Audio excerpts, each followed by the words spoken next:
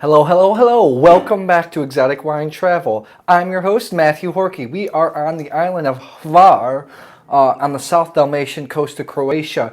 And you know what?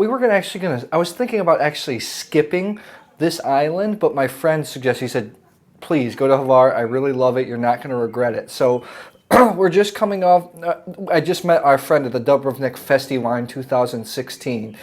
So I feel like we have a pretty good handle on the wines of the Peninsula, don't you think, Shireen? Yeah. Just some final thoughts on the Pejasac. It's so amazing. It's just really narrow peninsula, great views, beautiful water. Could be world-class wine destination, but the Plavac Mali from there tastes so different depending on location, producer. I mean, anything from absolutely horrible to middle class to world class.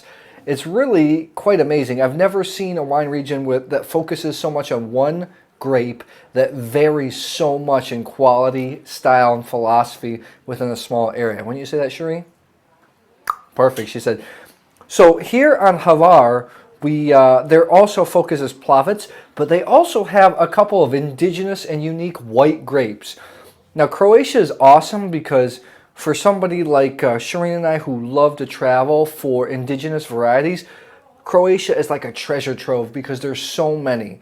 The one I have right here is from a guy called Vujnović. This is called the Perch from 2015. He is the only producer on the east side of the island, the town of Sucuraj. Most of the wineries are where we are now, more in the middle or even the western side and the south side of the island. Now, Perch is a throwback to, it used to be planted here when the Greeks were here. The Greeks were making wine here maybe as early as for the 4th century BC up to the 2nd century. And they grew this a lot, and then the grape just kind of fell off. This guy literally saved the grape from extinction and replanted it about 20 years ago, and now is starting to produce some of the wines. It really reminds me of Gurk from the island of Korčula. We did an episode on that. So I tasted this already. Let me taste it again, give you some characteristics. My tasting notes are actually on my Vivino account, so I won't go into a full critique of it, but I'll give you just a gist of what it actually tastes like and smells like. Shireen, do you remember anything about this wine? It was minerally driven. Orange was the one that stand out most to me. Orange and grapefruit. So you're 100% right. When you smell this, mostly it's not a fruit-forward white. It's it's driven by minerality, by stone, some white grapefruit and a little bit of orange, a little more closed off, but yet nice nose, because I like dirty, crisp noses.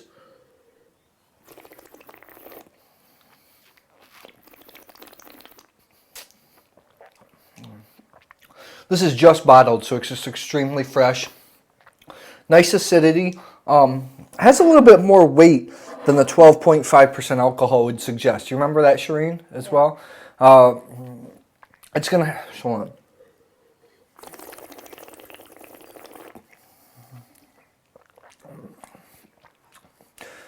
Just like on the nose, it's a little bit more stone and earth driven. You get some melon, a little bit of citrus, very little pear. You get a lot of white grapefruit, and towards the end, an actual orange finish. Which, when Shireen shared it with the winemaker, he said, "Oh yeah, now that you notice that, I kind of get that." So this is not a big produced wine. I think he's the only one that produces a single variety wine at a Perch. Maybe there are a couple other producers on the island. The lucky thing about here in Croatia, since they have so many tourists, by the end of August, when it's really hot, all their white wines or rosés are completely sold out. This is not going to make an overly complex white wine, but if you're looking for something refreshing, nice, going to go with the local fish. Plus it's really unique. There's a story behind it. Even on the back, there's a poem by a famous local poet and writer that's from Hvar. And we asked what it said because we can't read it. It's in Croatian. And he said he's basically talking about you need to drink perch because it's an aphrodisiac. So I don't know. We're in countries where you might have a high divorce rate. Maybe you need to drink some more Perch, right? So anyways, nice wine. Some other wines that I'm not going to go into taste. These are Plavac Mali from the island of Hvar. Now, it's so funny because my first Croatian wine I ever tried, thanks to my friend Vujnović, was a Tomac Plavac from 2013. This is a 2014. Now, Tomac is a pretty famous producer on the island. We just got back from the tasting. We didn't taste this wine. We tasted more of their premium wines. They make wines for a more like international style, international palate. Something that's more accessible and easier for foreigners to drink. Wouldn't you say that, Shireen? Yeah. Ah, okay. We have this from the local co-op. This is the Svirče Even Dolac 2009. Even Dolac is a southwestern facing slope on the island of Hvar. We're going to go there tomorrow, actually. This producer right here of the Perch actually makes an Even Dolac as well. Southwest facing slope.